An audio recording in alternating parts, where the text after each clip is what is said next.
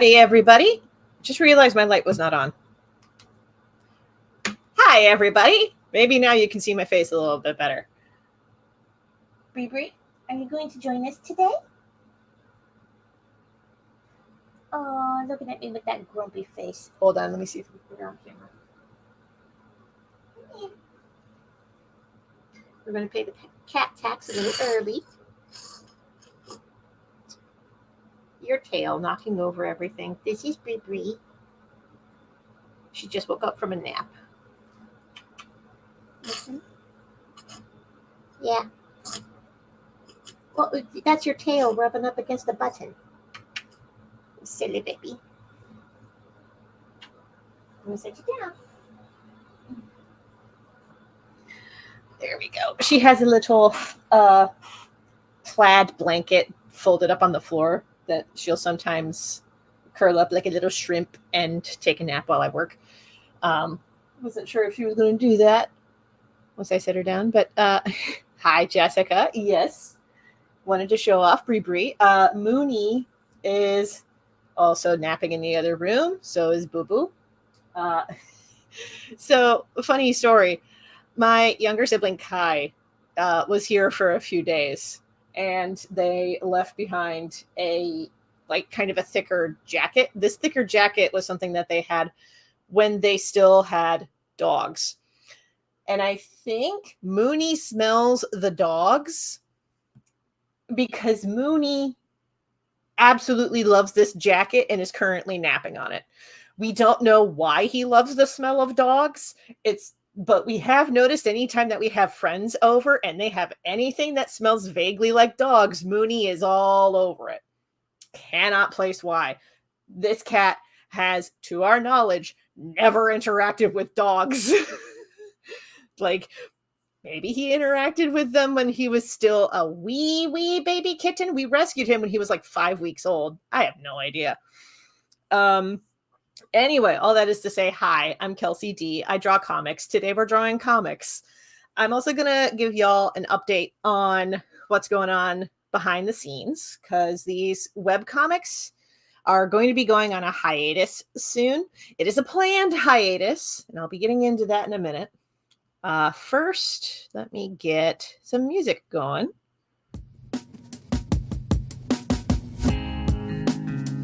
This is just my favorite tune. If y'all haven't anticipated it by this point, then you haven't been hanging out on the streams very much. I am going to bring up the stream on my phone real fast so that I can keep tabs on the live chat as best as I can.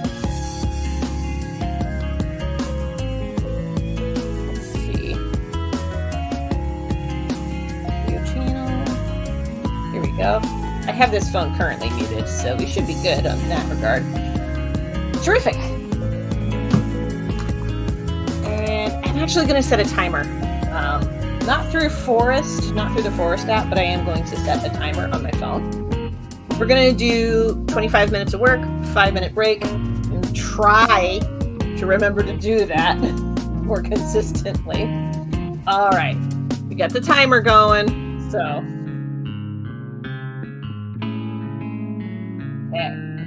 Now, this page here is actually page number 249 of The Legend of Jamie Roberts. We're all at 249 pages of this webcomic, y'all. Hot dang! I also want to give a shout out to the folks on Cartoonist Co-op. We started a new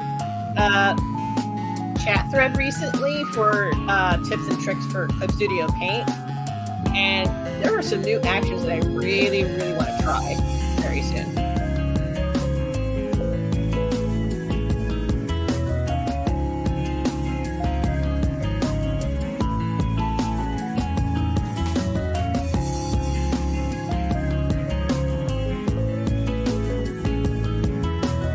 By the way, shout out to Carlos Speed McNeil, artist and writer of the Comic Finder, because I studied your backgrounds from volume 1 and I see how you draw pine trees. And I was like, ooh, yoink.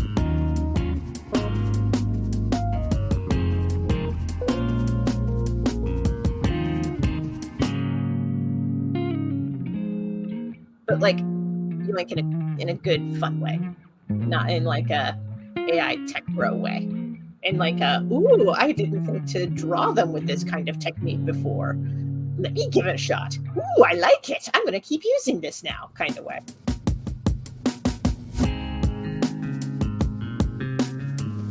At least when it comes to like penciling the pages.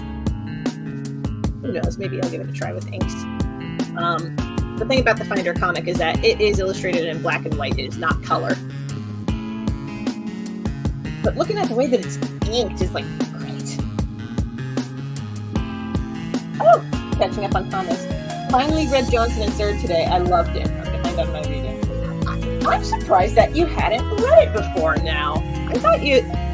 I mean, maybe Johnson and Sir was before you joined, because Johnson and Sir was drawn way back in like 2013 and only wrapped up in like 2015. I don't remember when you joined the ranks of the readership, but yeah, I'm glad you're finally getting to reading it. I'm glad you liked it.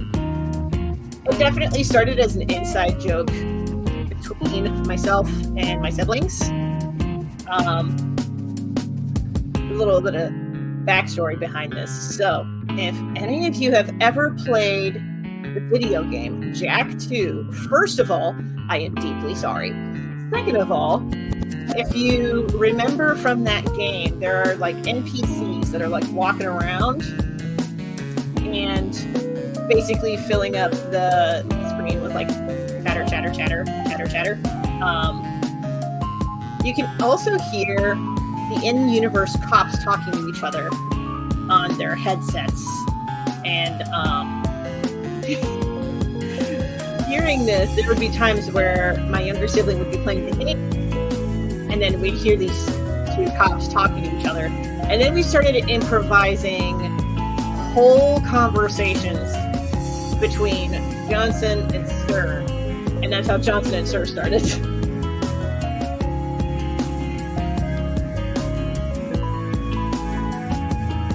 So yeah, it started as an inside joke as a way to like riff and pass the time while playing Jak 2. Or in my case, watching them play Jak 2. But again, I'm very deeply sorry if you played that game because it's not very good. In retrospect, I mean. For its time, it was interesting. One of the more frustrating aspects about that game was that your health bar never increased and the challenges got harder. So, yeah. Have fun with that. Basically.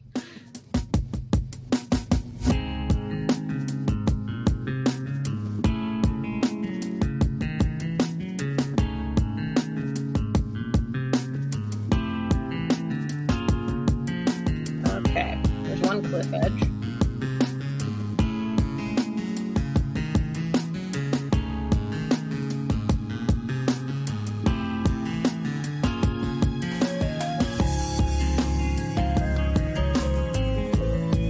Yeah, there we go. I like that curve a lot better.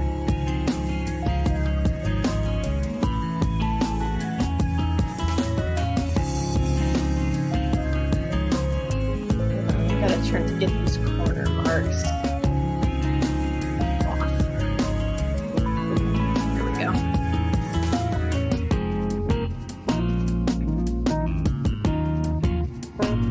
I had to turn that layer off or else I was going to get really confused about what lines were where. I know me too well at this point.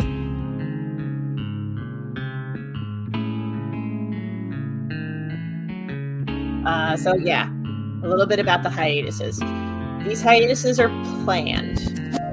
And, well, what's the plural of hiatus? Hiatuses? Hiati? Hiati? I'm going to say hiatuses. Hiatuses sounds right. So one of these hiatuses was planned the one for The Legend of Jamie Roberts, because The Legend of Jamie Roberts, the webcomic version, Chapter 10 is going to be wrapping up soon, y'all. Every time a chapter wraps up and before the new chapter begins, I take a 2-week break from posting comic pages. And I do that so that, A, it gives readers a chance to catch up on the story, because it's a lot, and 2, it gives me a chance to catch up behind the scenes on producing comic pages. It's also just a really nice way to, like, prevent burnout, is to take regular breaks. Excuse me. I just had dinner. Dinner tonight was corn on the cob with hot dogs and sour cream and onion potato chips and apple cider. Very, very American dinner, which is kind of unusual for me. I usually have Mexican or Asian of some flavor or other. Okay.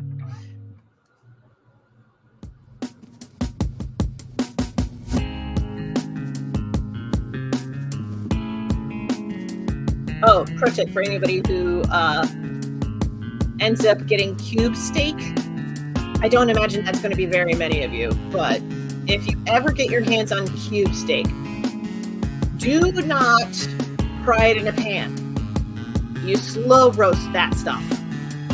You put it in a slow cooker for like 8 to 10 hours on low. Like, that's what you do with cube steak. I am passing this knowledge along because I was not taught this, but Kai was, and I am passing along the knowledge that Kai taught me. You're welcome.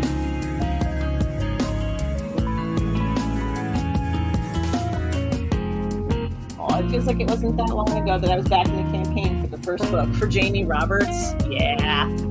I actually have an update about Jamie Roberts Volume 1.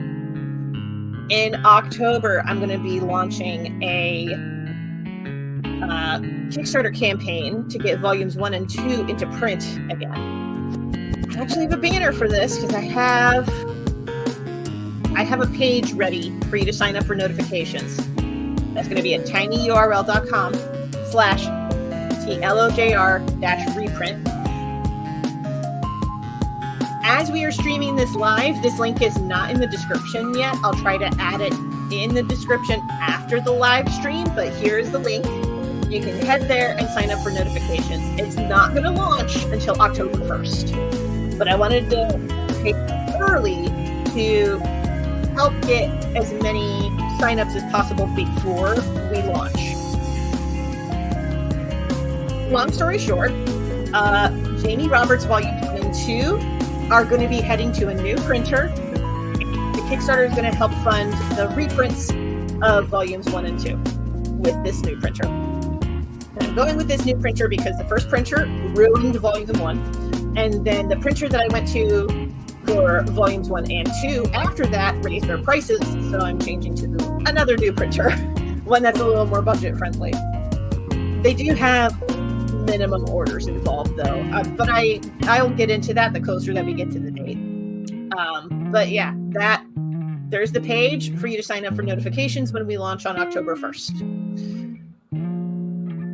And for folks who might be wondering, why are you setting up another Kickstarter campaign? You just did a campaign for New Punk Signal and Fuishishi. Updates on New Punk Signal and Fuishishi. Digital rewards have been sent.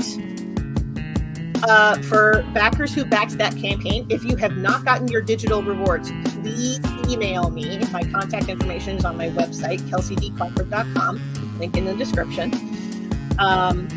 Or reach out to me on Kickstarter as a platform.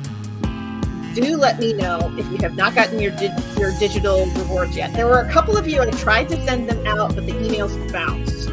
So,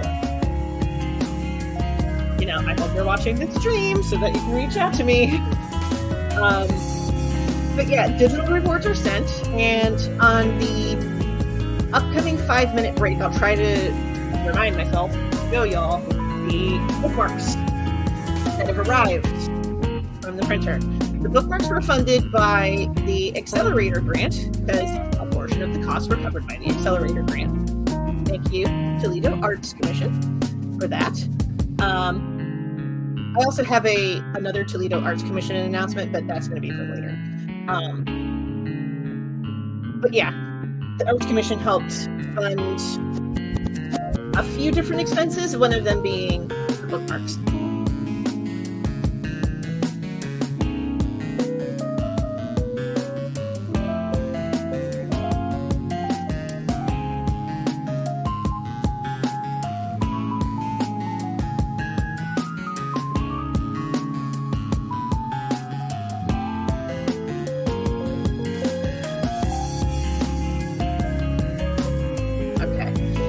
I noticed something about the way that I drew these trees overlapping each other. I'm going to have to do some tweaks.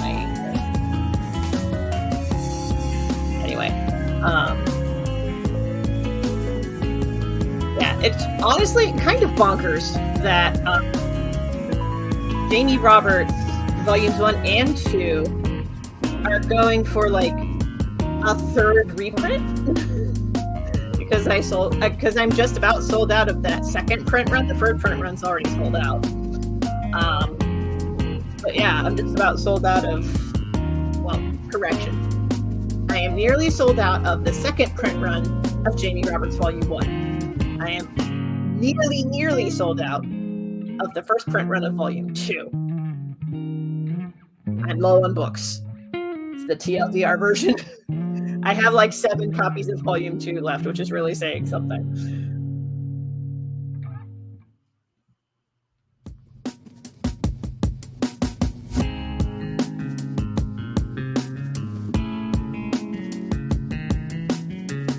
I've been seeing a lot of comments from aspiring comic artists on some Discord servers that I'm a part of, who are really struggling with the whole, like, oh gosh, what do I do about work, especially with the arts industry being what it is right now, with AI and everything?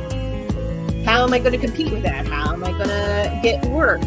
And maybe this is just the millennial in me, but maybe try getting really comfortable with making up your own job. But also, like, make the stuff that you want to make, and the audience will find you. Like, there will be people who will jive with the kind of weird stuff that you want to make.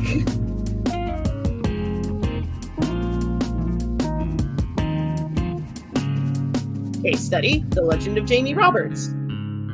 I was totally okay with Jamie Roberts only being a pet project for me, and I am going to be crowdfunding the second and third print runs of Volumes 1 and 2 because the books are that popular.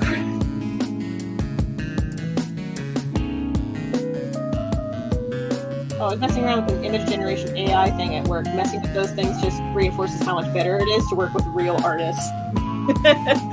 Yeah. The thing with AI is that if you try to tell it to draw a thing, and then you're like, oh, I like this thing, but maybe make this element blue instead of yellow, the machine can't replicate it. Not in the way that you would want it to, anyway. There's just a lot about AI generation as a tool that's like, it's not the same as working with an artist, because at least with an artist you can give the artist feedback, and it's like, oh, okay, I could take this to the next iteration, and the next iteration doesn't take nearly as long, but it'll be like closer to the vision of the client. I'm very glad you shared Jamie Roberts. I love the story so much. I'm so glad to hear that. Thank you, Jessica. I also got a shout out to apparently Lyle on the Discord server, because anytime that they post, because they post just about every time that I update Jamie Roberts with a new page, I love any time that they get on the server and they start posting about the latest page. Like, that just makes me so irrationally happy. Thank you, apparently Lyle.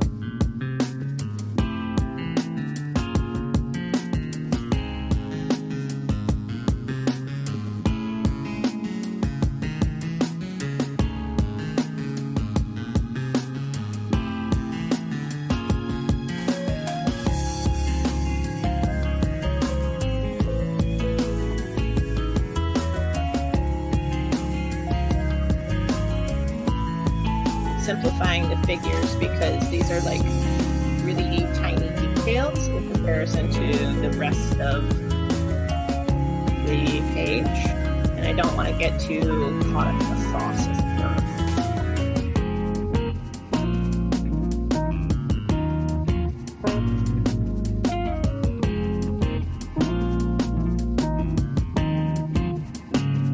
There we go. I also wanted to make a live stream today because, hey, it's been a hot minute.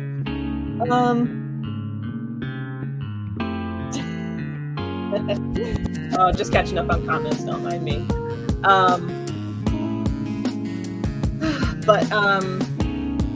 Yeah, I wanted to make a live stream because I wasn't sure when the next live stream would be besides today.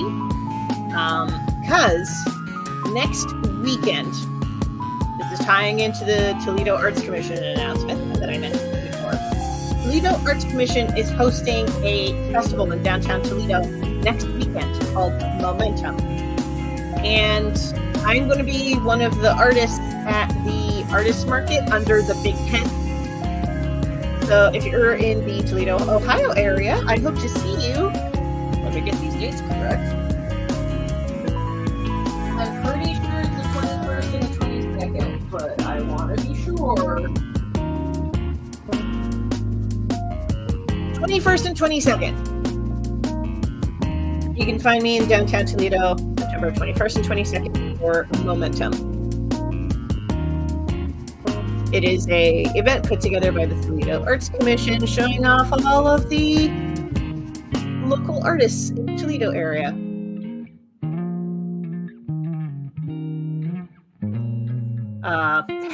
Man, it might be a bit too much for me to ask this, but I was really hoping that I could have copies of Fushishi in time for Momentum because, hey, wouldn't it be great to have a novella that was funded by a Arts Commission grant at an event hosted by the Arts Commission? I think that would be neat.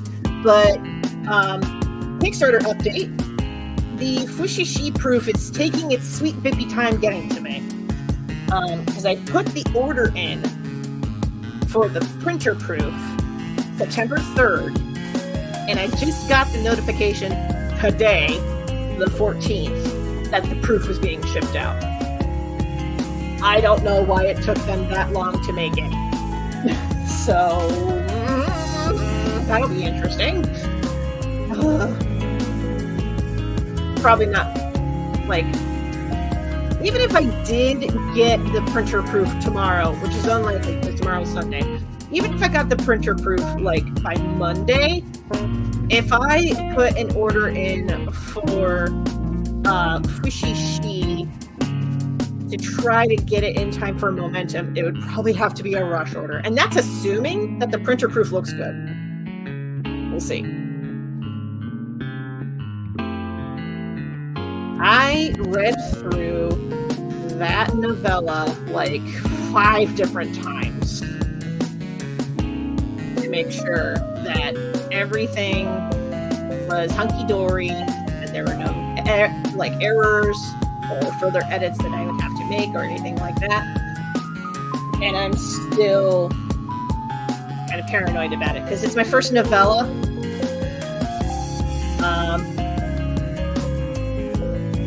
I just wanted to, like, I just want to do a good job, guys. You know?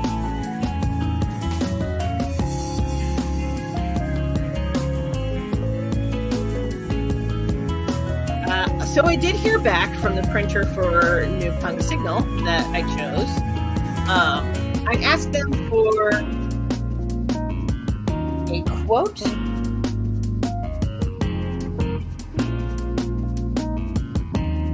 I'll get to that in a second. I was catching up on comments. Looking forward to reading it. It will be jumping ahead in my list. Yay! Thank you, Jessica. But I did reach out to a separate printer that I'm working with for New Punk Signal. I asked them for a quote for... Initially, I asked for a quote for like 20 copies. And then they shot me back a number and I was like, dude, that is well within my budget. What if we went to 250 copies? Because I did the math. I double checked the math to make sure that we could, in fact, do that. Because, I mean, the Toledo Arts Commission grant is going to help cover getting Fushishi to print. So, great. But I calculated, and I reached out to the printer, and I was like, how much would it be for 250 copies of New Punk Signal? And then they gave me the numbers, and the numbers fit the budget with a little bit of wiggle room for, like, emergency costs, shipping, and a few other expenses. And I was like, let's do 250 copies then. That was yesterday, and yesterday was Friday.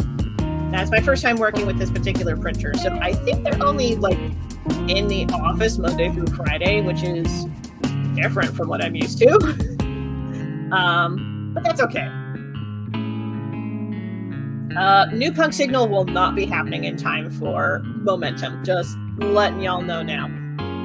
Maybe they'll arrive in time for the mural, the River East Mural and Arts Fest. It's my first time going to this show, so sometimes I have to remind myself of the name. But River East Mural and Arts Fest is September 28th. And I will also have a table spot there.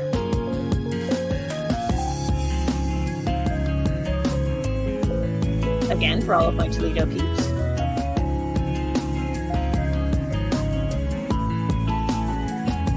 Toledo and surrounding area, I should say. I am hoping to hear back from Genghis Khan soon, because Genghis Khan is in Cleveland. They're not till December, but I did apply to go to Genghis Khan this year. I actually have the ability to go, which will be nice.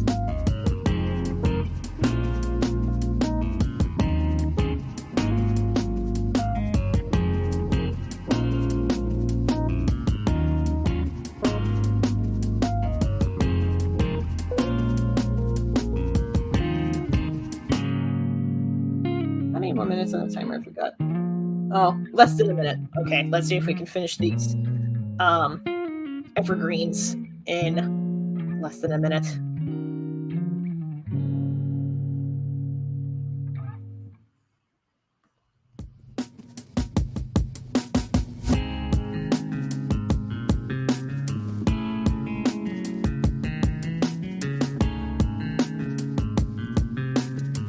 Yeah, we'll fix that later. Okay.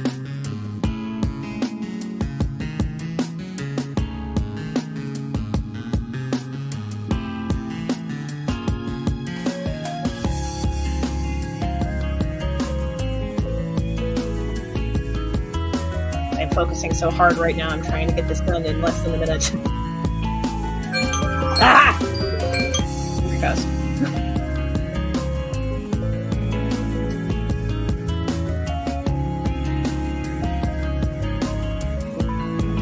Okay, I wanted to correct that top line.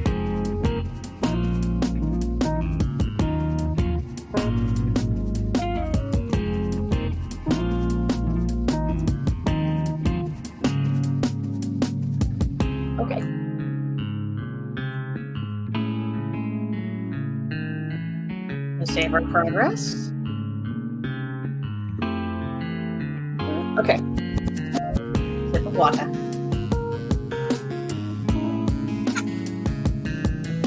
Sorry, it was very loud.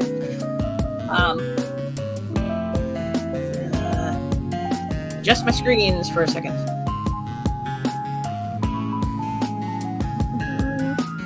Here we go. I wanted to lower that so that I could show you these bookmarks that I was mentioning. Got a nice thickum stack here. This is something like, oh gosh, I have to double check the count again, but it was really, really high because actually I went with Mixum for these guys. These bookmarks right here. I'll be showing off the details in a minute. This expense was covered by a portion of the grant that I got from the Toledo Arts Commission. Thank you, Toledo Arts Commission. So this was about $20 cheaper than I expected it to be. Because most of the other printers that I was looking at, they were giving me right around the same price point. But then I went to mix them, and they gave me a quote that was like $20 cheaper than those guys for the same amount of bookmarks. So I was like, I've worked with you before, Mix'em. Mix'em actually printed Cats, a sketchbook, and 2 of my 11x17 prints. So really like the quality work that Mix'em does. So I went with them for my bookmarks. Now there is a little bit of an error with these. So it's a good thing that they're being given out for free. But there's Fushishi, and it has my little website right there. You can read it a little bit better in person. Like on camera, it's not really like captured super duper well, but it's there. Now, this is off-center a bit. That's why there's a little bit of a mirroring effect going on that edge there. But, you know, these are going to be given away for free, so I'm not too hurt about it. And if I really, really want to, I have a paper cutter under my desk.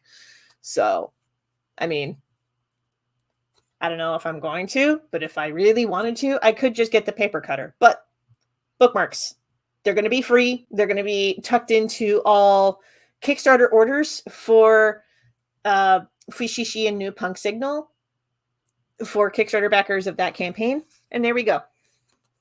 I have a whole thickum stack right here. I have learned from this order how I want to do the next set of bookmarks. So they look nice. Thank you. All right, I'm going to take 5 minutes to just get up and stretch, maybe make some tea. So I would encourage y'all to take like 5 minutes to take a break, stretch, get some tea, do whatever you need to. I actually brought snacks over, the little mango cakes from the Asian Mart. I'm probably not going to bust into those tonight because I did have dinner before sitting down, but if I get the munchies, they're right there. Anyway, I'm going to get up, move around a little bit. 1 second. I'm actually going to turn on some music. Some like filler music, but yeah. Here we go. Break time. Be back in a few.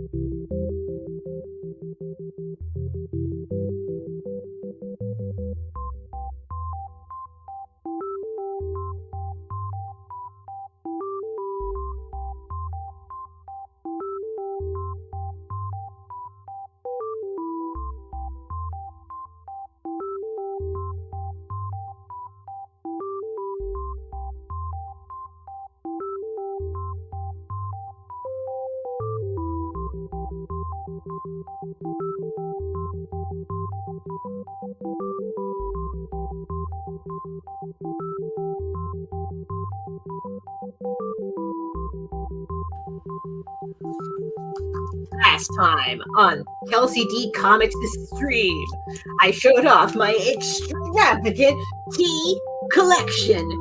And guess what happened the last time and most recent time that I visited family down on the farm?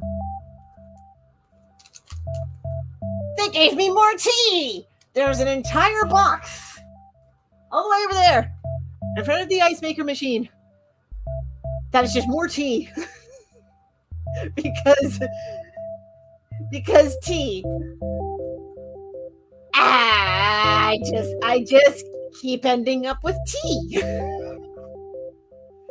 Oh well, but I already went through that box's stash of lemon and ginger, but there weren't that many packets of lemon and ginger. So today's cup of tea for this stream is going to be honey bush mandarin and orange. It's an herbal. I would rather drink herbals after 12 in the afternoon. And in this time zone, as of this recording, it is like 6:30-ish. So herbal it is. All right. Oh, wow. Okay, another reason to take a break. I'm going to go grab my wrist brace. I will be right back.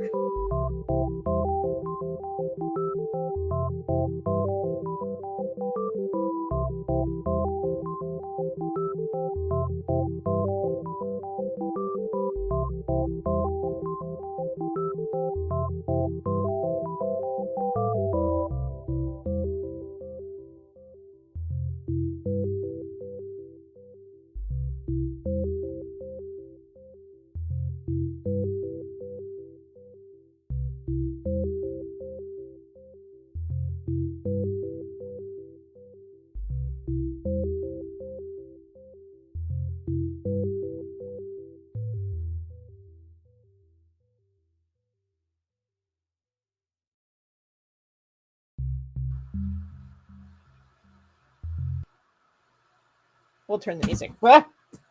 Turn the music back on in a minute. I dropped that on purpose. Okay.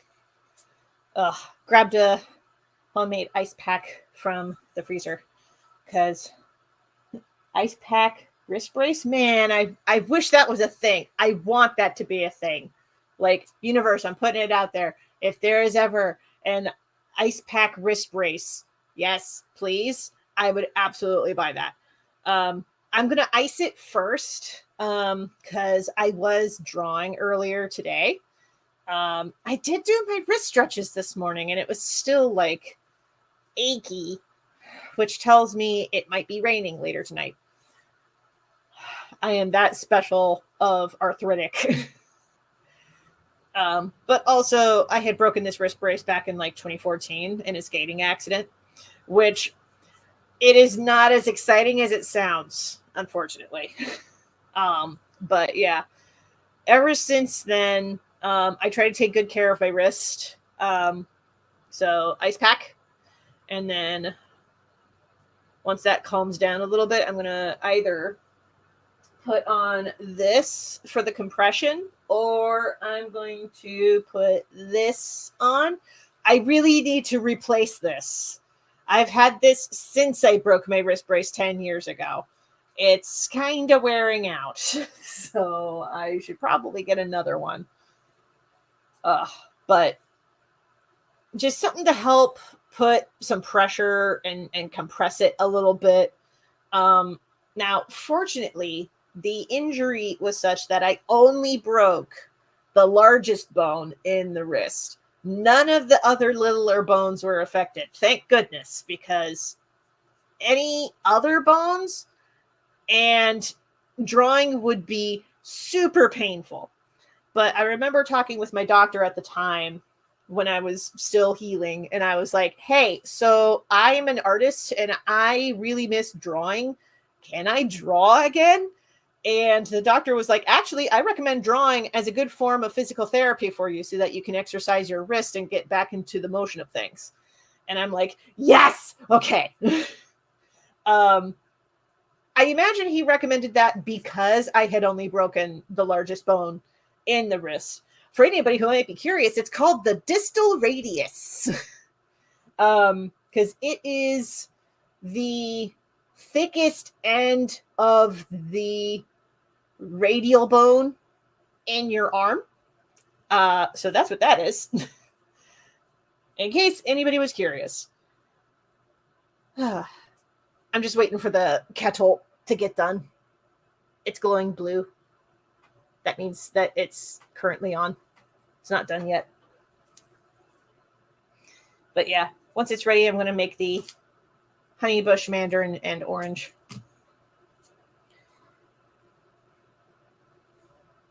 Yeah.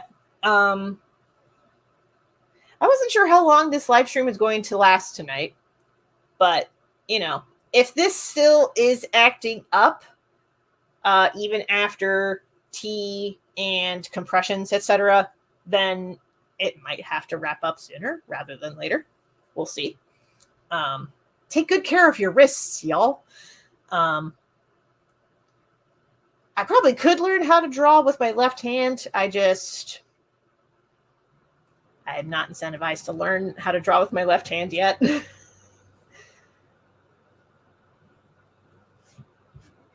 Ooh, okay. Shout out to Shannon Makes on YouTube. I just watched a video of hers recently where she learned how to do null binding, which is a traditional Norwegian craft. But when she was learning null binding, she actually learned it from somebody who is left-handed, even though Shannon Makes is right-handed.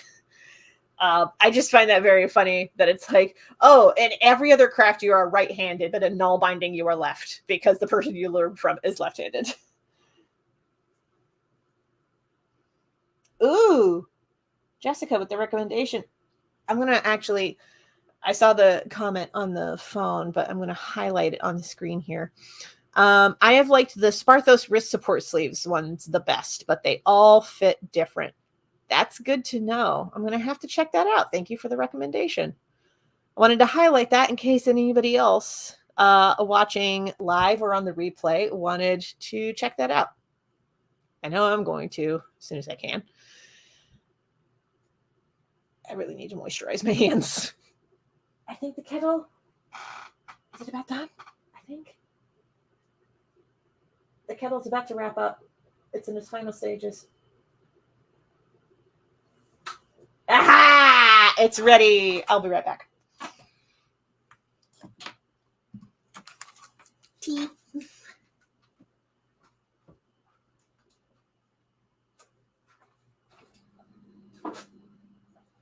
Put that back in the freezer and get a little dollop of honey.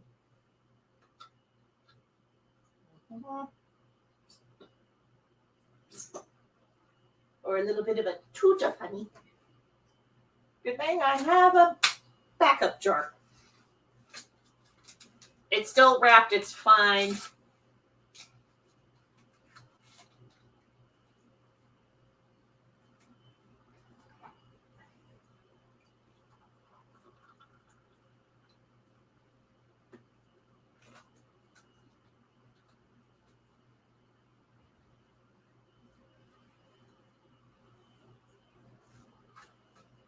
Okay, we're just gonna let that steep.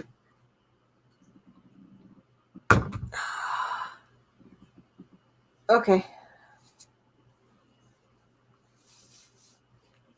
Just going to do the simple wrist compression for now. If it still hurts, I'll do the other one.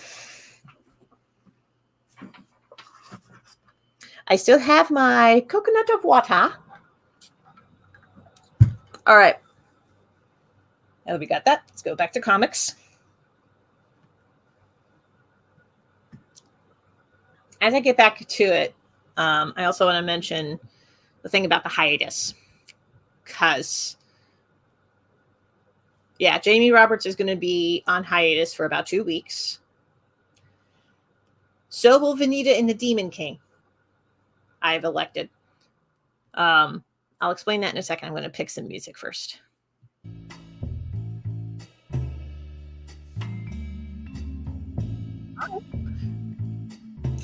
We'll do this one.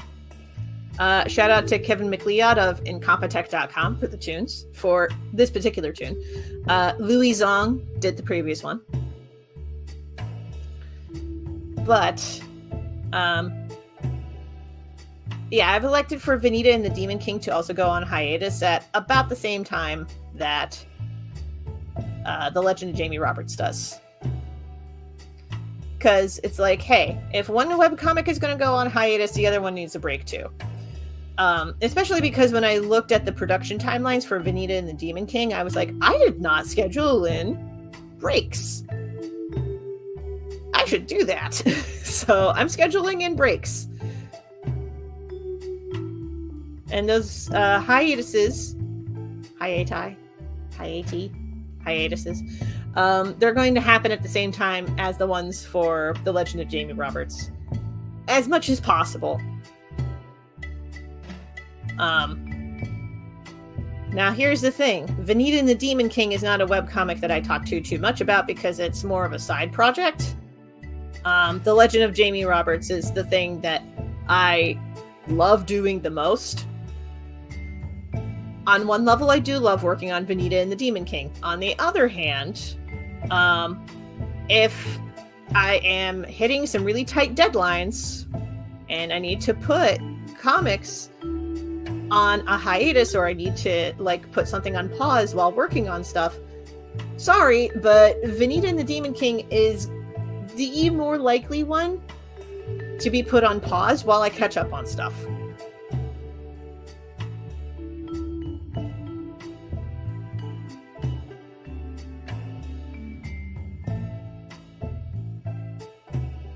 I used to have the energy to update multiple webcomics at a time. I'm starting to wear down on that a little bit. Like, because previously I did that sort of thing largely for free. Except for the case of Validation. Validation, I was paid for that. Thank you, CB. If I am going to be working on multiple comic projects again, please let them be paid. I did update my rates on my Hire Me page on my website. Check out Kelsey D. Crawford for more info. I actually had a friend reach out to me recently. He was like, hey, is this just still your rate? And he gave me the number, and I was like, for you? Yes. What'd you have in mind? And he is still working on the comic script. But once he has it done, I'm going to take a look at it. If I like it, we have an agreement. We'll solidify it in writing, but we have an agreement because he wanted to reach out to me and see if I wanted to be an artist for his comic project. And he has the budget. So I was like, well, get your script done. I'll take a look at it. If it's something that I can jive with, then for sure. So, hoping to hear back from him. That's all I can really say about that for now. Mostly because I am also lacking some details about it, so I can't really share a whole ton of details. I know who it is, not telling you who it is yet, until some things are solidified.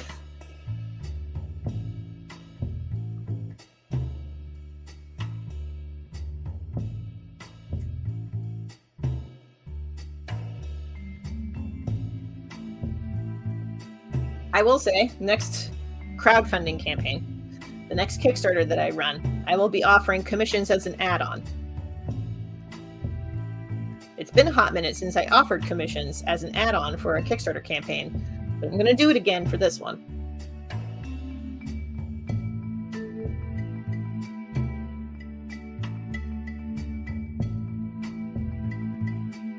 So here's a wild thing.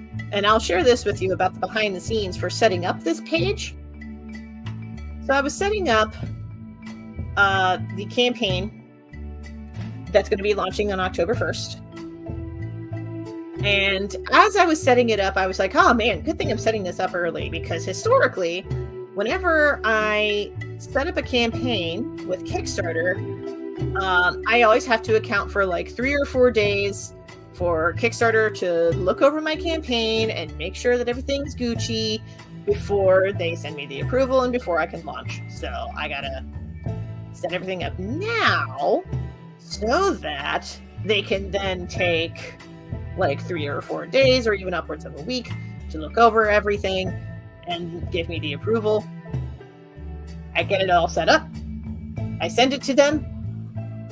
30 seconds later, I'm approved.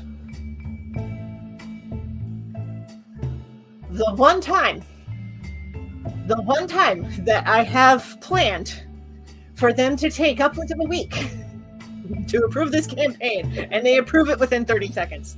I can't even. Like, on the one hand, yay. On the other hand, why wasn't it like this with the other campaigns?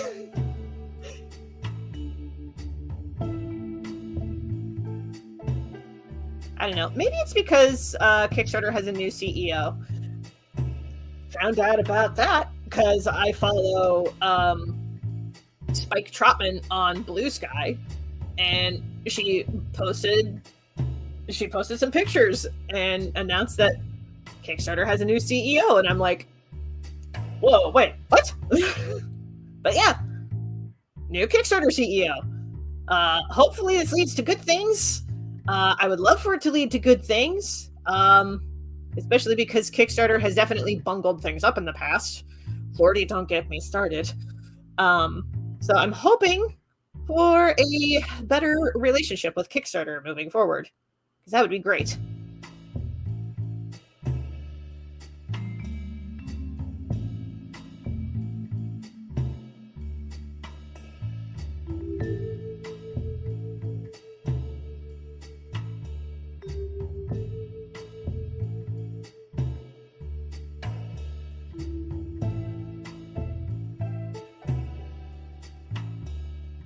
Oh, don't get too caught up in the sauce, because this is still like little details. Oof.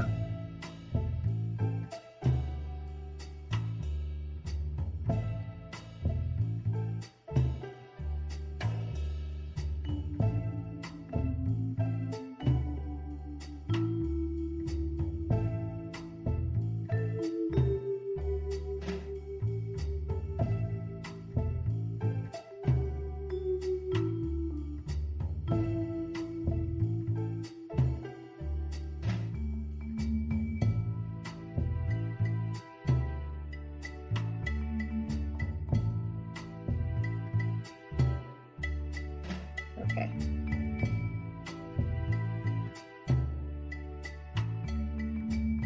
For those curious, I am on Blue Sky. I'm actually trying to curb how much time that I spend on there, because it's a more pleasant version of old school Twitter, but it also has the same problem of old school Twitter, which is it is very easy to get sucked in and lose track of time and scroll and scroll and scroll. And I'll be honest, it's kind of getting in the way of some things. So I'm trying to like curb how much time I spend on there, because there's a lot going on right now.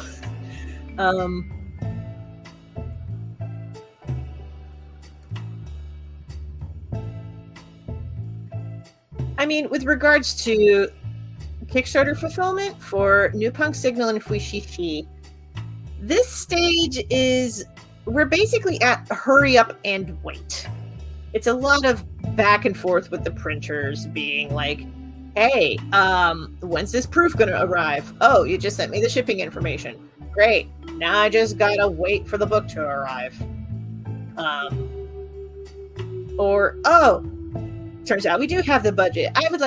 I would like to order like 250 copies of this book. What's our next steps? And I have to wait until Monday to follow up on that. Again, hurry up and wait. It's kind of my least favorite stage when it comes to getting books printed. I don't like waiting.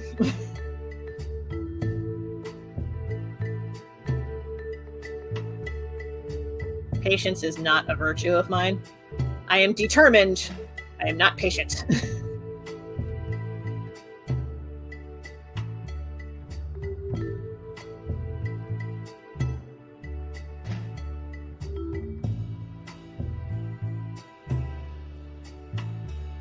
Okay.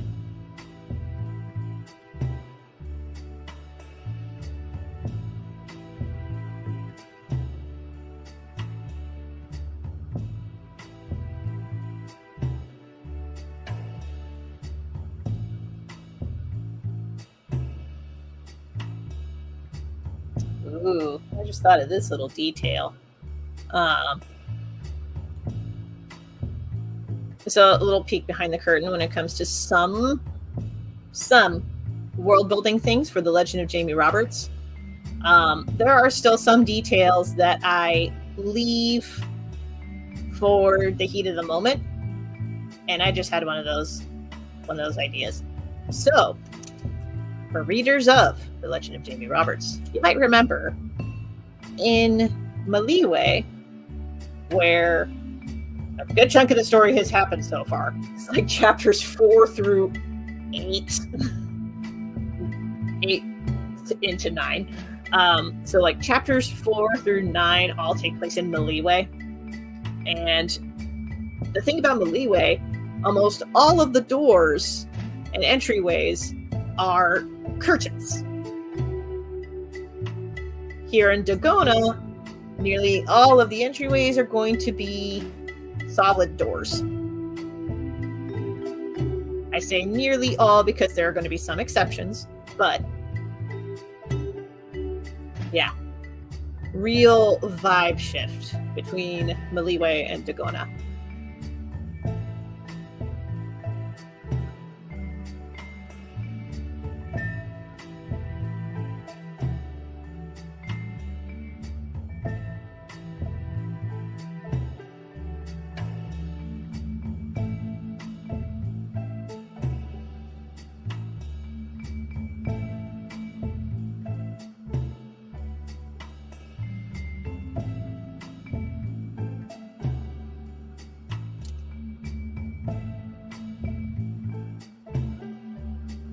Tea ready yet?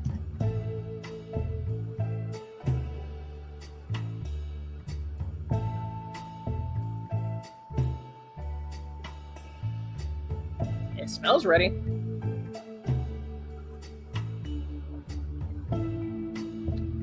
Oh, that's hot.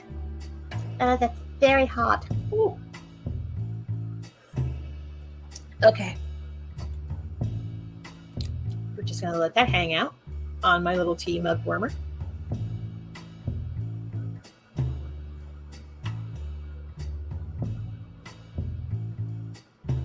Also, shout out to my older sister who gifted me the mug warmer that I still use to this day. It is very nice, very good. Thank you. I use it just about every dang day. It's fantastic.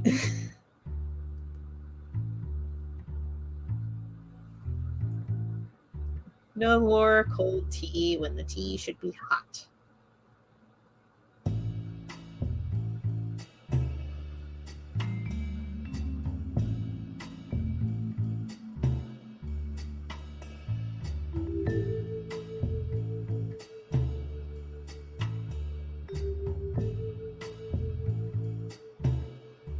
There we go. Whew, that took a lot just for that panel. And I'm not done yet. Just realized. I am going to cheat a little bit with this though. And I'll show you what I mean.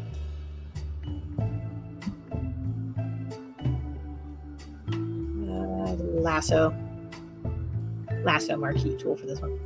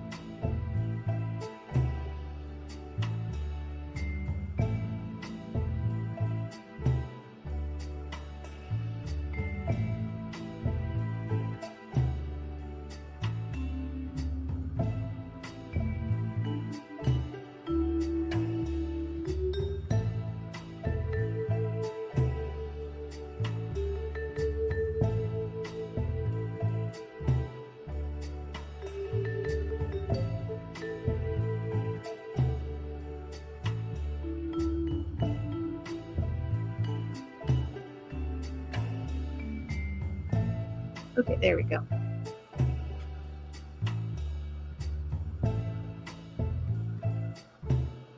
Nah, I'm not going to have that layer. I think I prefer that.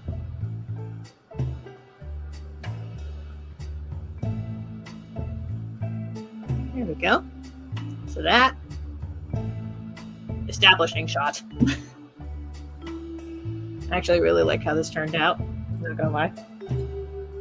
A lot of the inspiration for this came from a combination of Canyon de Chelly and Acoma Pueblo. Acoma Pueblo has a lot of, well, not a lot, but Acoma Pueblo is probably well known for Sky City, which is a city built on top of a pueblo, not pueblo, but on top of a mesa, just out in the middle of nowhere. But yeah, Acoma Pueblo has Sky City, which is right on top of a mesa, and there's also a little bit of Canyon de Chelly here with the like scattering of trees along a path at the bottom of a canyon ridge.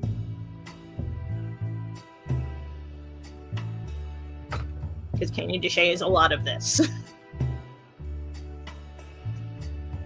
I miss Canyon de Chelly. One of these days I want to try to make it back there.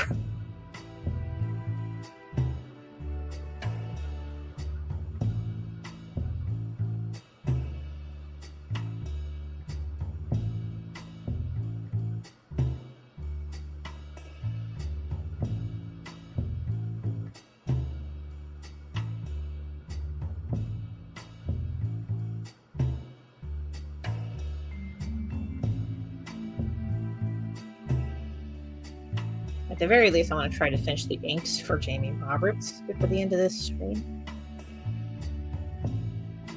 I did not set a timer. I'm really bad at this.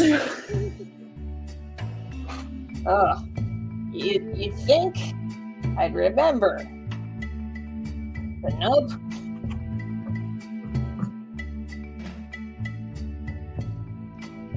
Also, I just realized earlier in the live stream chat, Jessica said ice pack wrist brace. I just read that to the tune of the SpongeBob SquarePants theme song. Ice pack wrist brace. So that's just where my brain went.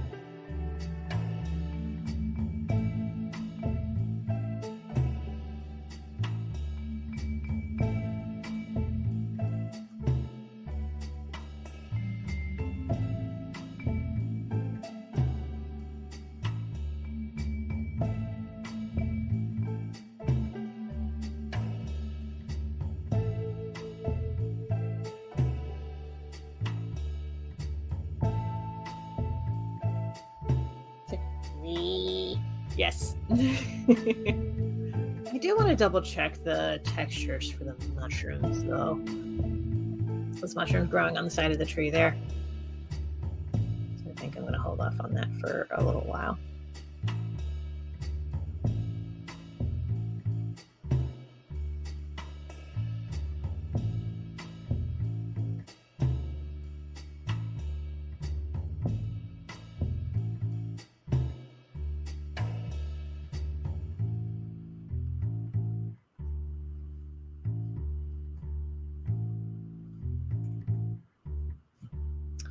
Okay, I gotta save the progress, and then I'm actually going to pause the timer and pause the music. Nature is calling, so I'll be right back.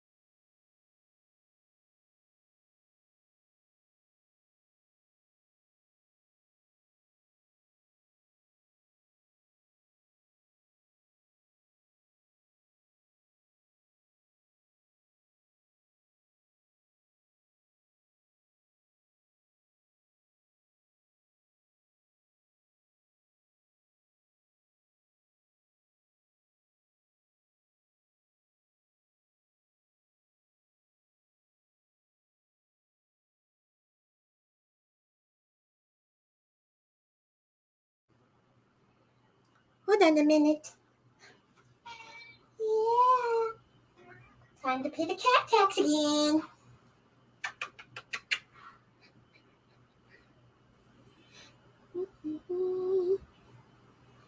Cat tax again. It's Bree. Hello, little grumpy lady. She just got up from a nap again. Yeah. I don't know if the microphone picked up her little huff. She does that sometimes. Yes, baby? Can I help you, baby?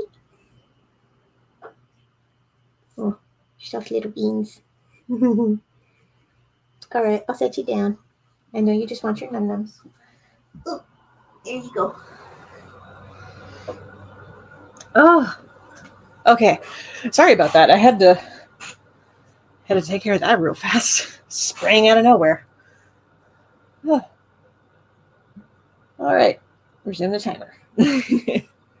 Yes, kitty. I have to pay my cat tax. And I paid it twice. So, all right. Back to the music. Let's do. Well, we just did that one.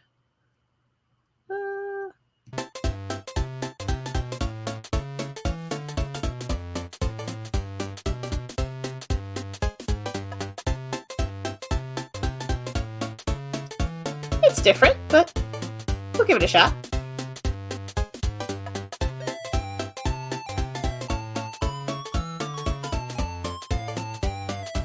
So it's a strange kind of sonic vibe to it.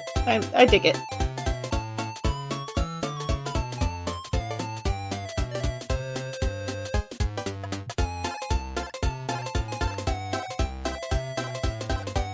Sonic or Super Mario.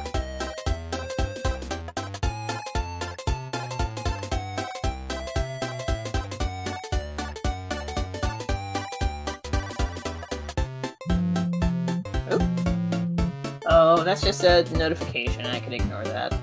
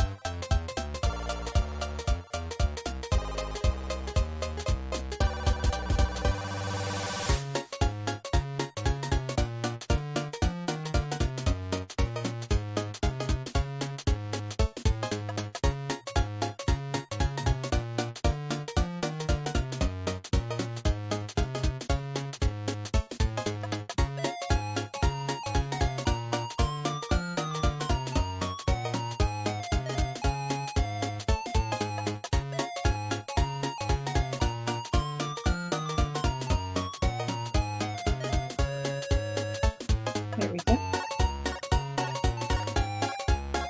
Oh, I want to give a shout out to some audiobooks I've been listening to.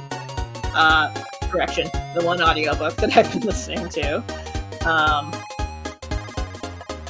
Well, I did finish part 2 of the Between Earth and Sky series by Rebecca Roanhorse. Book 1 is Black Sun. Book 2 is The Fevered Star. I have the 3rd book now, borrowed from the library. Thank you, Public Library, for that. Highly recommend the series if you haven't read it yet. It's actually quite good. I think so anyway, but also fantasy is my jam, and I'm the peanut butter, so I am biased. But if you liked The Legend of Jamie Roberts, you're going to love Black Sun and Between Earth. the Between Earth and Sky series, like, that's going to be your jam. If you like The Legend of Jamie Roberts, you'll like Black Sun.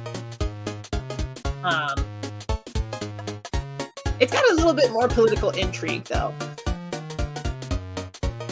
Like, I didn't think that I'd be into political intrigue, but there's just something about the way that Rebecca Roanhorse writes it that I'm like, oh, okay, I can follow along, and oh boy, is it juicy. Because other political intrigue kind of spectacles, I'm like, I don't really care about these people. You know?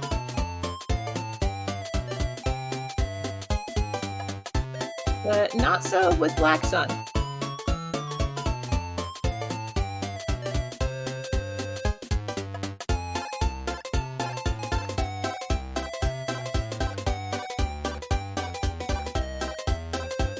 So that's one book that I've been reading from the library recently.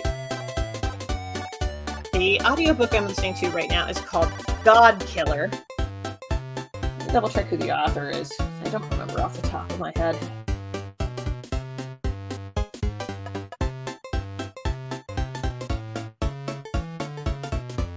God Killer by Hannah Kaner.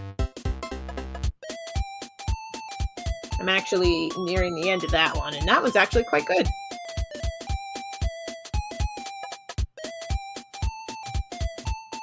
It also has depictions of people using sign language, which, yay!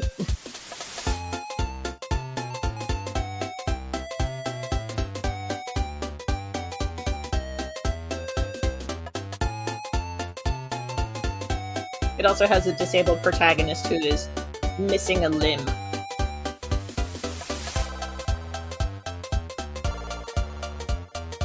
Which limb? Let's just say that they have a very Edward Elric vibe.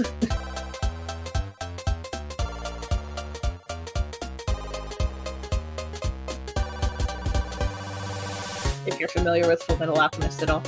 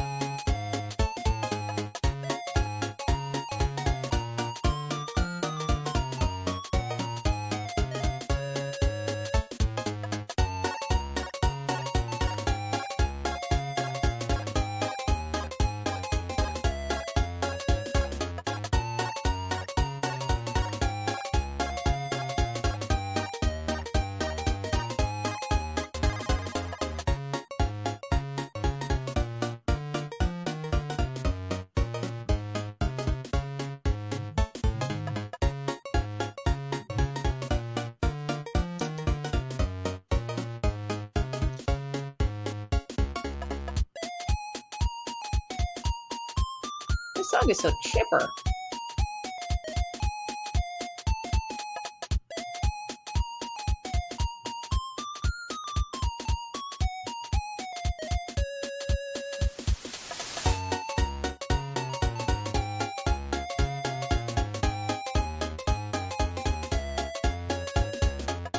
Also, I'm going to give a shout out to the Columbus Cartoon Coalition for a second, because I keep forgetting to do this. Because there were some people in a chat recently who were like, oh god, legs are so difficult. And I'm like, well, let me draw up some tips on how to draw legs. And I still haven't gotten around to that. That said, I can give you some pointers on how to draw legs here in this page, because I had to, sorry, I'm going to pause the music for a bit, because I had to draw a lot of legs, obviously, in this particular page with isometric perspective. So I do have some hot tips for how to draw legs. So this is the tutorial portion of the live stream. Okay, so trying to think of how to articulate this. I'll give this tip first. Tip number one, and I anticipate a lot of comments being like, no, no, no, please don't phrase it this way. No, but I am going to say it anyway. Butt is legs. You're going to have to accept that when you're drawing the figure. That butt is legs, butt is part of the legs. So when you're drawing the figure, you gotta incorporate the butt into the legs because the muscles all tie in with each other. If you don't have a good butt, you don't have good legs.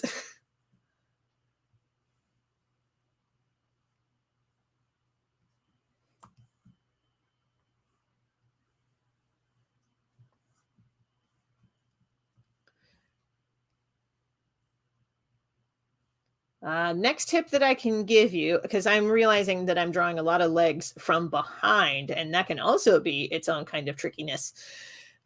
So when you are drawing legs, I'm sorry, I see a comment. If you don't have a good butt, you don't have good legs. Good, so true. Yes, it's so true. So the other tip I have is actually about the knees, because often I don't. Like if I'm struggling with the legs, 9 times out of 10, it's because I'm struggling with the knees. And it took me the longest time to figure out how to draw good knees. And granted, I still struggle with knees every once in a while, but best tip that I can give you for working with knees is that it is not a single knee disc. That the knee is actually a lot more complicated under the skin than you think it would be. I'm actually going to make a new canvas really quick to demonstrate. So when drawing the knee, first you got to draw the thigh. And keep in mind that this is the hip.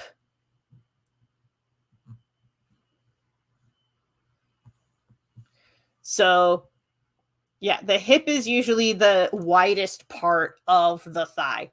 And the thigh is made up of one enormous bone. So keep that in mind when you're drawing the leg. Now with the kneecap, easiest thing that I can tell you is that it is like multiple things happening at once under the skin. But this is how I generally do knees. And then calf. Now, the thing about the calf is that if you want it to be like defined, you gotta have the larger calf muscle on the outside of the leg. I wouldn't necessarily start simplifying the leg shapes until you really get a good grasp on like, and even then I drew the thigh way too long here, but yeah, I wouldn't worry about stylizing the leg until you get a good grasp on how to do the proportions of it. But with the thigh, you want it to like curve like so along the hip, and then it dips in here, and then it bulges out again. And that's the outside lines, if you want to think of it that way. The inside lines are going to be not straight, but straighter. There's still going to be some curves.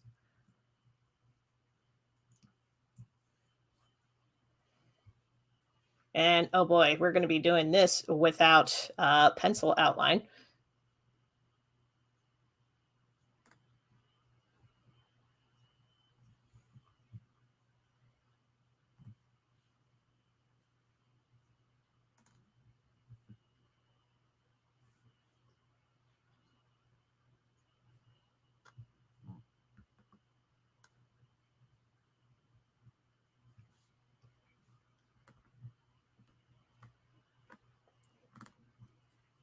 Here we go.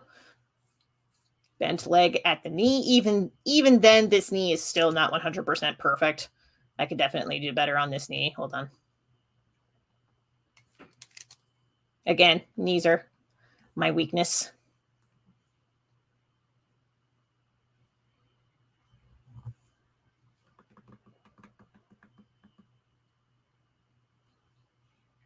But again, knees are complicated. But when it comes to the thigh, your thigh is going to be just very curvy meat. It's the best way that I can phrase it.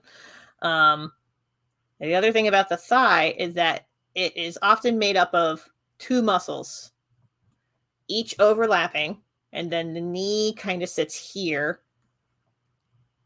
Then the calf curves. This is often how it's like depicted anyway.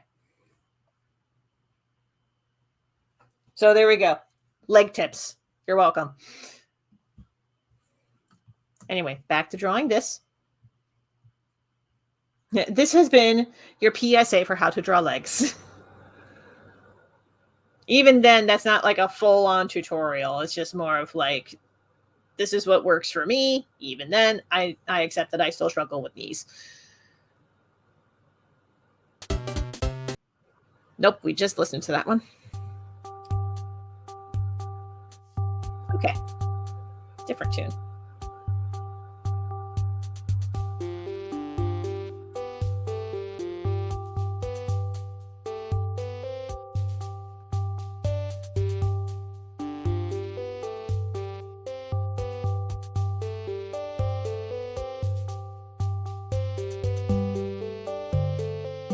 That line's a little too thick. We'll bring it down to a 5. That's better.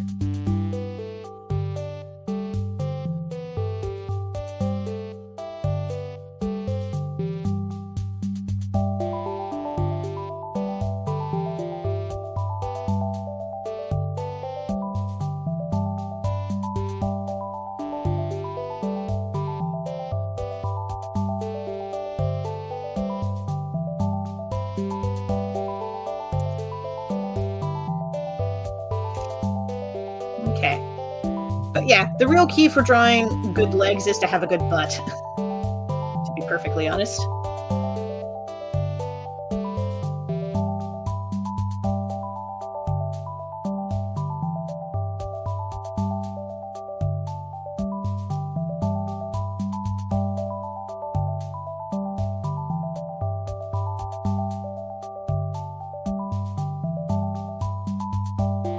If you're not prepared for the acceptance of butt as legs, you are not prepared for what I have to say about feet.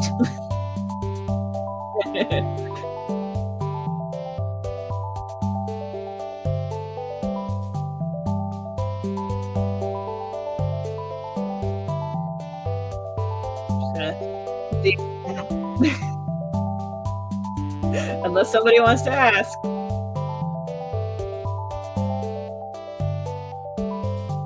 Oh no. This has been happening so much lately, and it's driving me up the wall. My nose will be like, I'm about to sneeze. And I'm like, okay, I'm going to brace. I'm going to brace. I'm going to brace. And then the sneeze never comes. And it's like, come on. It's been happening a lot lately.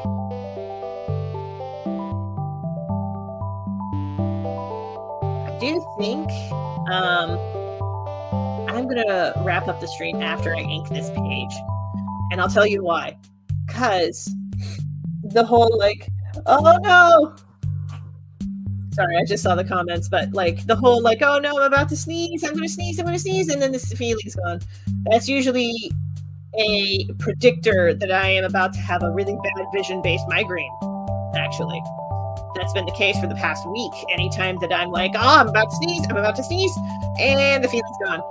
About an hour or two after that is when brain will be like, you're going to close your eyes and you're not going to open them back up until I say so. And it's like, okay, what if I just keep them open? Headache! And it's like, okay. Closing the eyes it is then. My body has been very angry with me lately. Jessica's comment. I'm curious now, what do you have to say about feet? Feet are leg hands. Feet are the hands for the legs. And if that weirds you out, think of your hands as arm feet.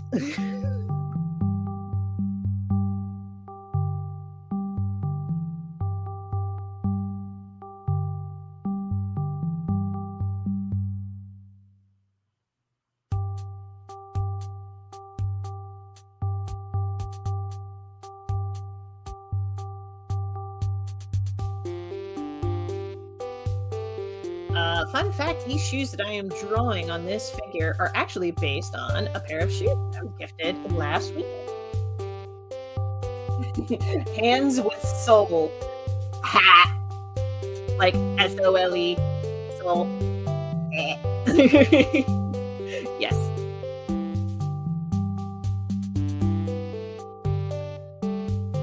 But yes, these shoes that I'm drawing right here are actually based on a pair of, like, I don't want to say moccasins, but they are definitely based on a shoe that I this past weekend.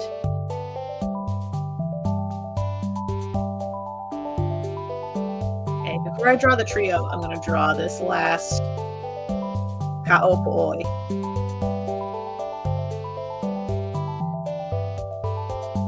If you don't know what a Kaopo is, that's one of the, like, kind of secret service people who serve the royal family of Dagona in the Legend of Jamie Roberts.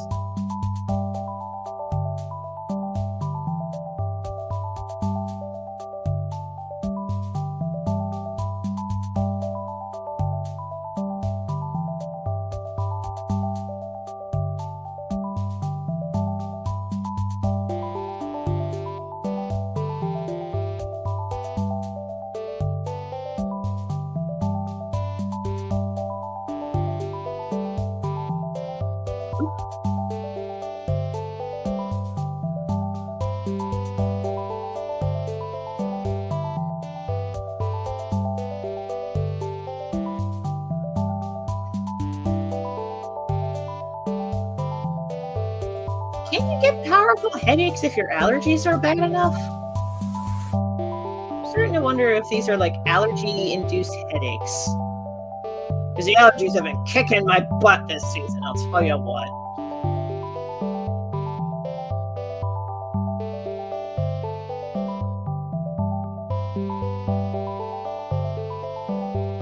Also, want to take a second to shout out the friends that I have who are at Small Press Expo this weekend.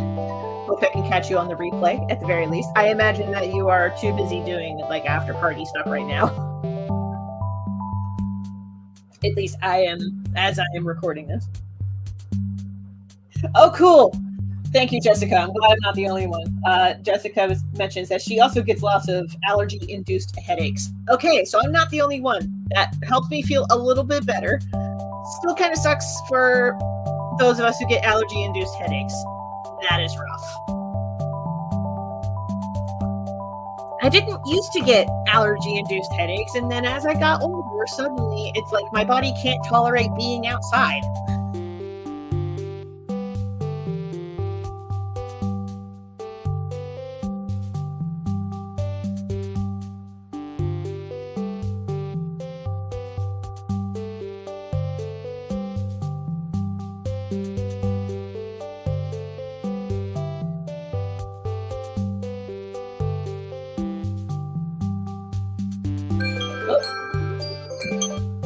Okay. I also get headaches that last for weeks to months. That is also very rough. I'm sorry about that.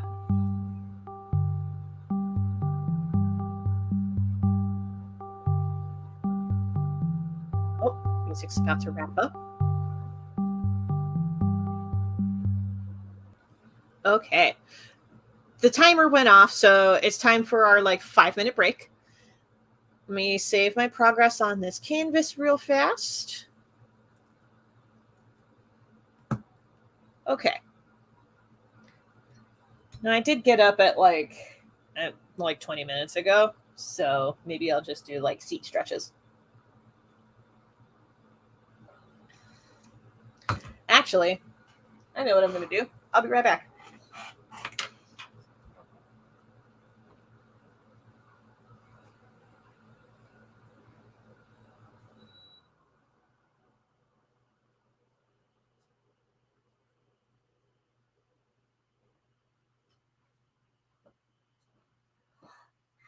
Moon boy, did you just wake up from a nap? Mm-hmm. Honey, that's Bree Bree's food. Won't you be eating that? Mm-hmm.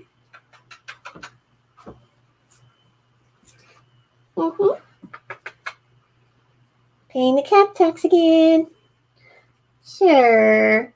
Say hello to the internet. My goodness. Okay, be a spicy baby. Just wanted to give you love. Ugh. Oh, don't you be glaring at me. You know you love me. Yes, you. So that was Mooney Vegeta Muser Peterson Crawford, our resident kitten. He's actually going to be like 2 years old in a couple of months. I can't believe it. Oh, goodness. Wiggly kitty. He is a very wiggly kitty. He is the spiciest noodle. Of the kitties, he is the spiciest noodle.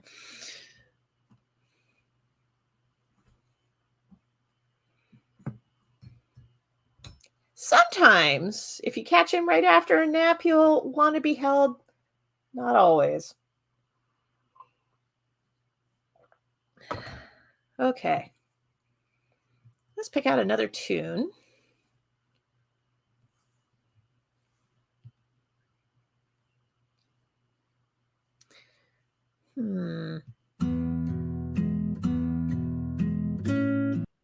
That's a little too chill.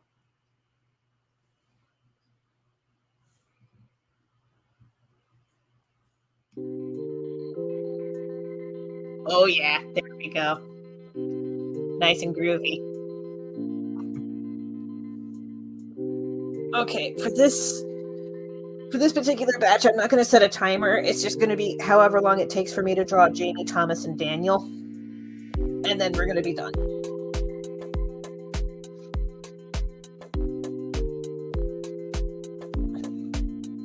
Dance in my seat. But also, stretch the wrists. I don't know if this is being captured on camera super well, but excuse me.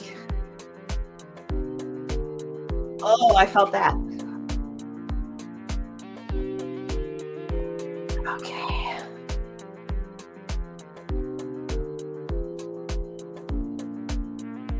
Gotta stretch your hands. Okay.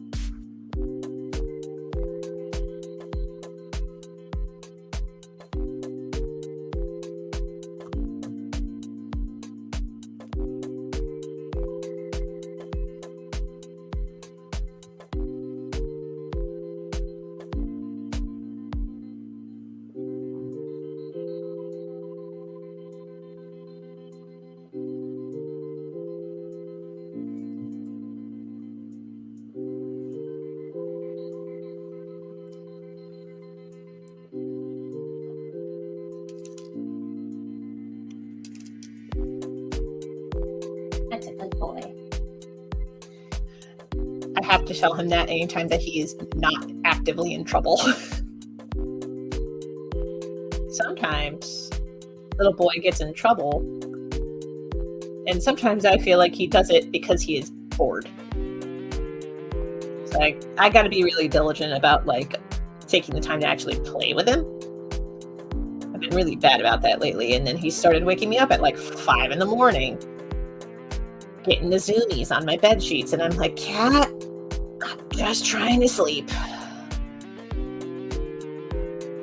So that's just a signal to me that, hey, before I go to bed at night, try to play with him as much as possible. Get him to burn some energy.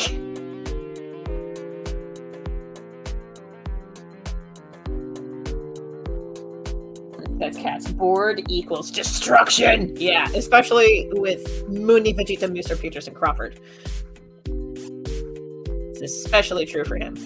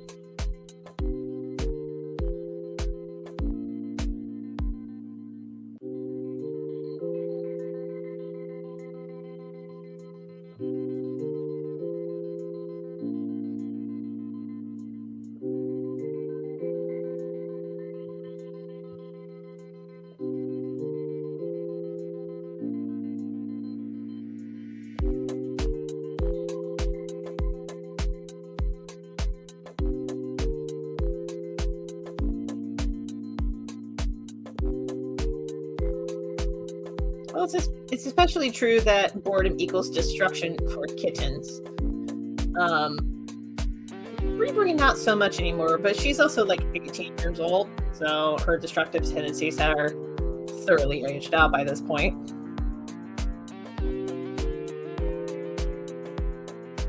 Every once in a while, I gotta keep an eye on Boo Boo, though. She really likes to try to eat plastic. I don't know why.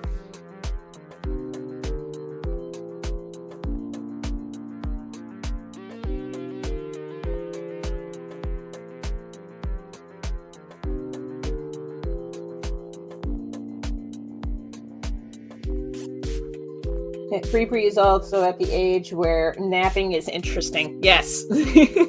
At this point, her adventure is, where is a new place where I can nap?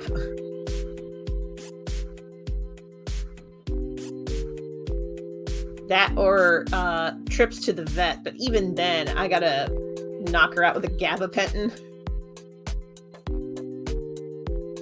Because she is very, very anxious.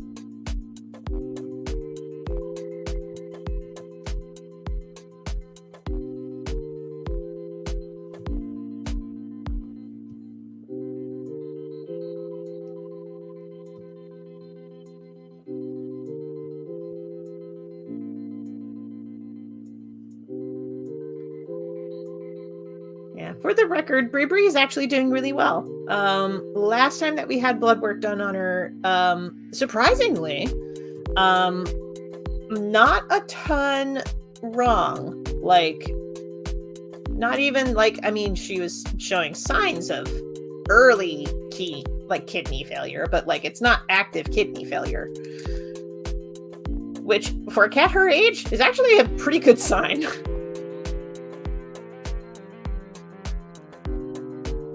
She's actually outlived her 2 other littermates. When she was a kitten, we never would have thought that possible. She was a very sickly kitten when she was little.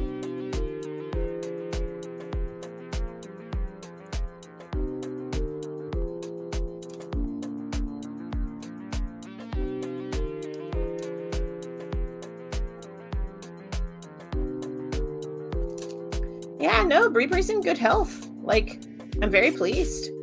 I think what also helped is removing the really bad teeth. Before moving up to Toledo, we actually had Bree do some dental surgery because turns out that half of her teeth were covered in tartar to the point where they had to be removed. But since then, she's still eating dry food. And she's living her best life. So sometimes all it takes is just like, oral surgery to remove the bad stuff. Which, I get that, Bree. I get that.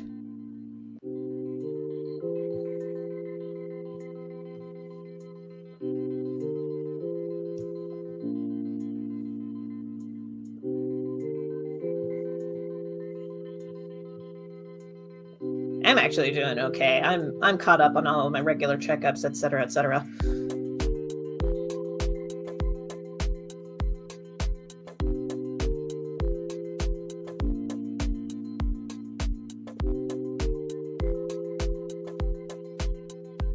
Oh, actually, thinking about like self-care and seeking out care. I started seeing a new therapist recently, and funnily enough, she actually has like these little Inside Out action figures. Well, not action figures, but these little Inside Out figures from the movie Inside Out. And she'll use them on occasion to talk about particular like principles or what fear, or like illustrating what fear does to the mind, etc.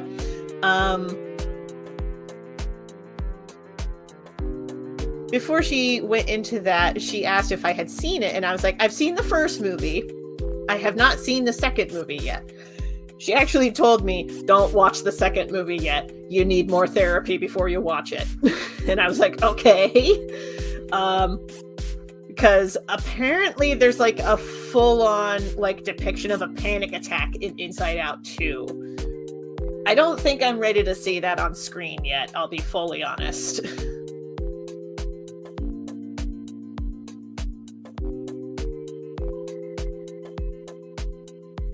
But I remember my therapist telling me, you're not ready to watch the movie yet. I watched it with my daughter, who has this particular mental condition, and we had to actually do a debrief after the movie to make sure that she was okay. And it's like, oh, okay. It's that kind of film. Good to know.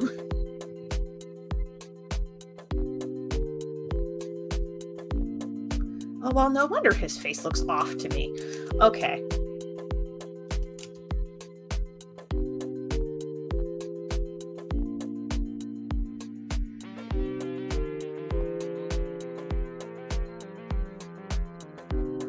Sometimes it just takes you mirroring the canvas to spot what might be wrong.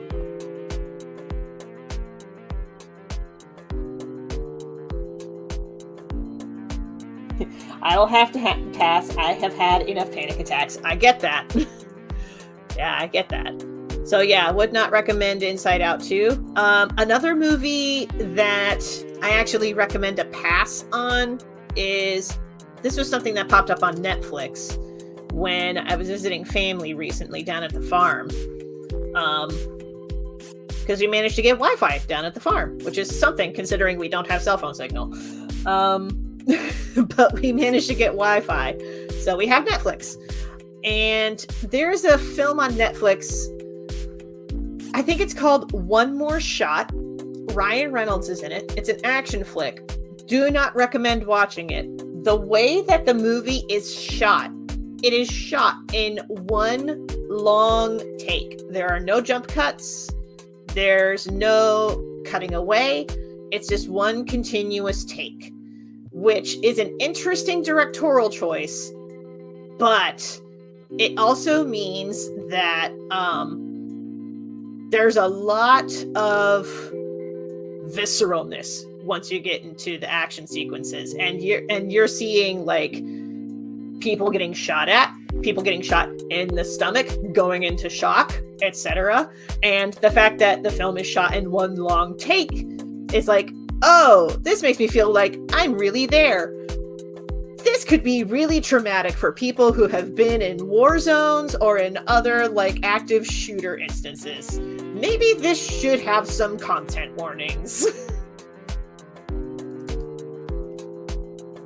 So, interact with that movie with caution is my advice. I saw someone talk about that movie on YouTube. I wonder if they brought up the same sorts of things. Because that was the first thing that I noticed when I was watching it. I was like, are there no jump cuts? We're not gonna jump cut away from this? We're still going? And yeah, the whole movie is like that. It's just one long take. Which, that had to have been a major pain to set up. Because, like, it was a pain to set that stage up in, like, Children of Men. because like the movie Children of Men also has long takes, but they're done purposefully. Not every shot in the film is a long take, but the long takes have purpose to them, but they are also very real. Like there is that sense of realness to them. Yeah. Long takes should be used sparingly, and the fact that this movie was like nothing but one giant long take was like, ooh, that could be rough. They were talking about the camera work only. Well, yeah, it's kind of impressive because it's not often that you see a film be done in one long take.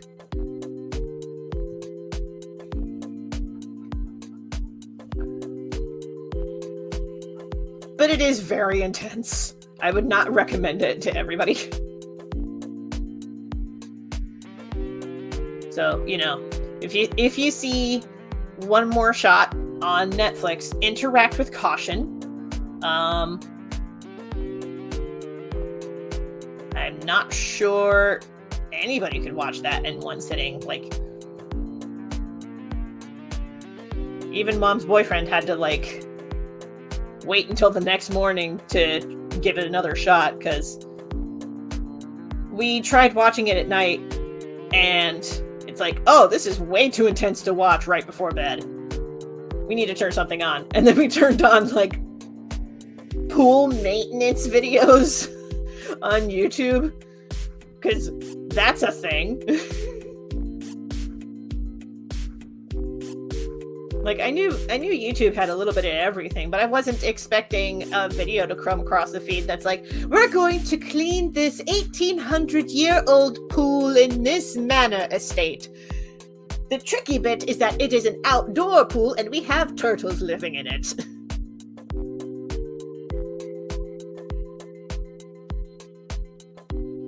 It's like, okay.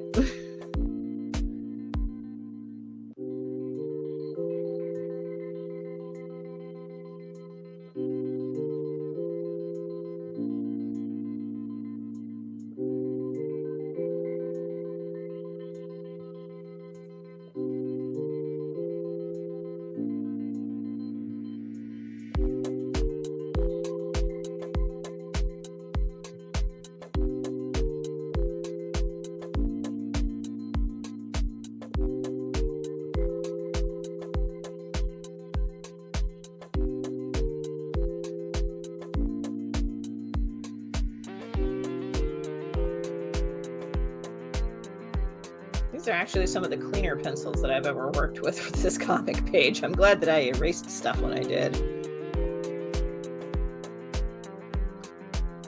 It's actually wildly simplifying the inking stage.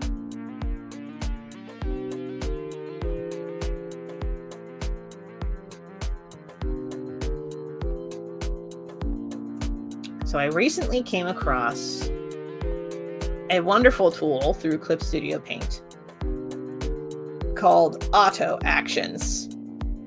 I'm going to try to poke around and see what I can find out about them in the coming days, because this is a new feature to me and I'm still trying to get the hang of how to make it work.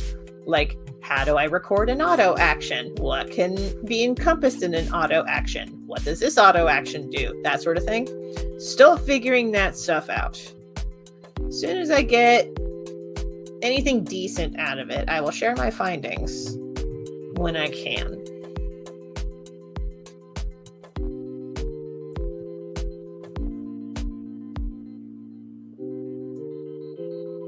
I will also mention this here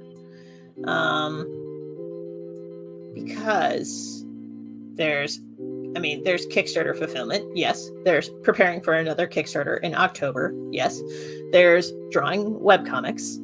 And there's preparing for Momentum in downtown Toledo next weekend. And then the River East Mural and Arts Fest the week after that. So live streams likely not going to happen for a little while after today. Probably the next live stream will be sometime towards end of September, beginning of October, right around there. for the next live stream. I would like to get back into some YouTube video stuff, because it does not take much for me to like sit down and record something for like 20 minutes. Especially for my rambles format that I borrowed from Lucy Bellwood. Those don't take a whole ton of editing. But I would like to do more of that in the coming weeks, just to keep y'all in the loop on stuff and to share a little bit more about the art process for different projects as we move forward on things, because there's a lot of stuff happening.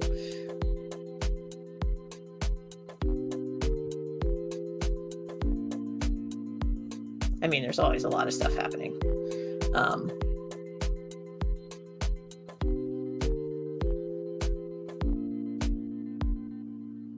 Just feels a little more intense this month.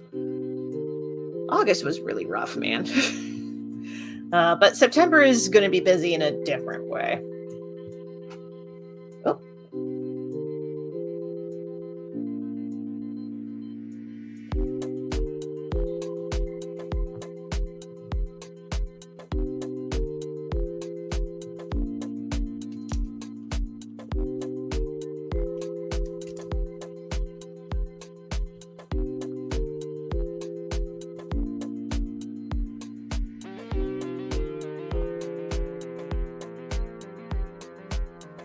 Okay.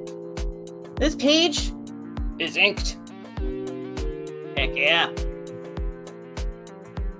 We got that much done.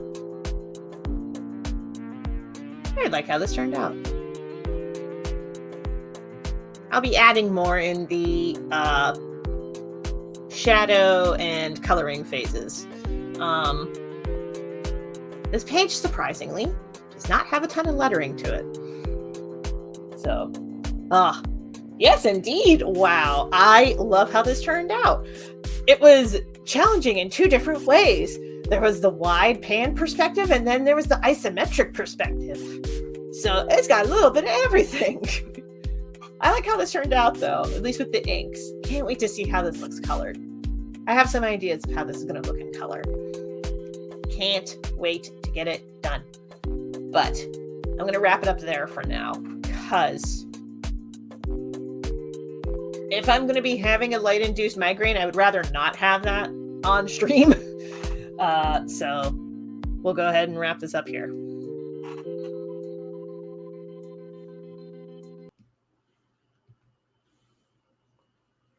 Yeah. Okay, so I'm not going to make any promises on when the next video is going to come out. I will try to get another video out before next Friday. I'm going to try, but don't hold your breath. Just, be sure to do all the YouTube stuff, subscribe, notifications, etc., etc., etc. if you would like to see when the next video will come out. Because what's going to come out between tonight and October 1st, more than likely, going to be videos. Next live stream going to be closer to October 1st, when the Legend of Jamie Roberts reprint campaign goes live on Kickstarter. Speaking of which, here's the link to sign up for notifications on that. So that is tinyurl.com/TLOJR-reprint.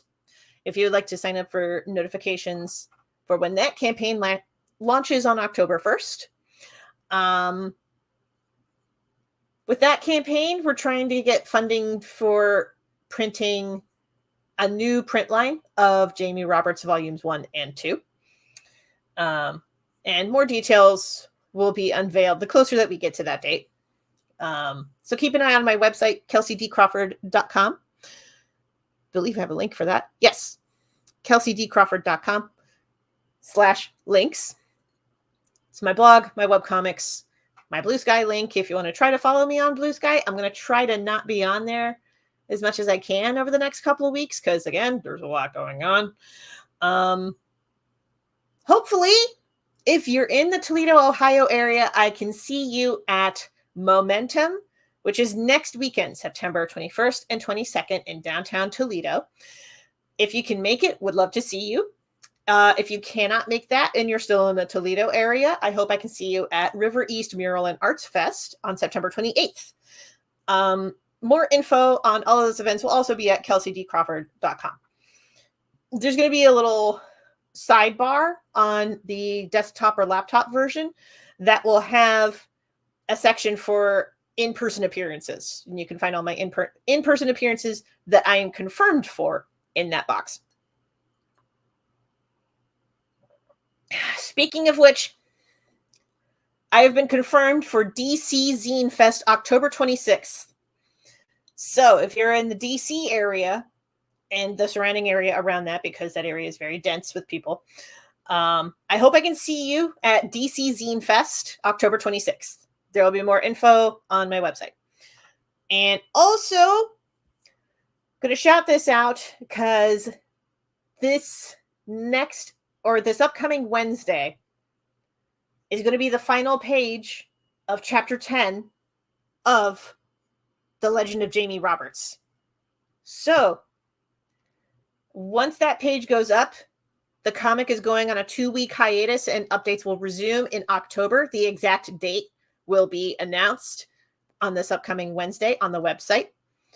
So, this is a good time for you to catch up on the webcomic if you haven't read it yet. Or if you have read it, but you haven't checked in for a while, this is a good window of opportunity to catch up on the story. thelegendofjamieroberts.com. Link is also in the description. I did not get around to drawing this other webcomic, Venita and the Demon King, but you can also find that at kelseydcrawford.com/links.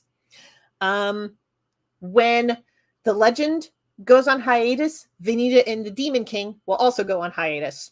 So if you would like to catch up on that comic as well, check out the link in the comments or the description. And if you feel so inclined and you liked what you watch, I hope you consider leaving a tip at ko-fi.com/KelseyD Crawford, link in the description. It'll be under like leave a tip or something like that. If you are so inclined, and if you have the means to do that, I would highly appreciate it. Tips help go towards more cups of tea. I think that's all I've got. I'm catching up on all of my little banners over here just to make sure that I hit all of the points. And what you've been watching has been me drawing this page of The Legend of Jamie Roberts. Lots of exciting stuff going to be happening with the legend very soon. Also, if you backed New Punk Signal and Fushishi on Kickstarter a few weeks ago, I want to say, but if you backed that campaign, keep an eye on the Kickstarter page for more updates. I've been posting updates every Tuesday at least. Digital rewards are sent. Please email me if you have not received your digital rewards yet. Still waiting on the printer proof for Fushishi and hoping to hear back from the printer for New Pug Signal. Fingers crossed. Hope things go well there. That's all I got from now. For all other updates, look at thelegendofjamieroberts.com and kelseydcrawford.com. Also, new campaign in October, tinyurl.com/TLOJR-reprint. I think that's all I've got for now. Also, shout out to Jessica for hanging out with me in the chat today. I also hope that I don't have a seasonal induced migraine. So with that, I am going to wrap this up though, just in case it starts to kick in or anything. So I'm going to keep drinking my tea. Hope you enjoyed. Thank you for tuning in. Thank you for chilling with me and lurking while I was working. And do all the YouTube stuff. That's all I got for now. Thank you so much for watching. You are awesome. And I had to hit the button.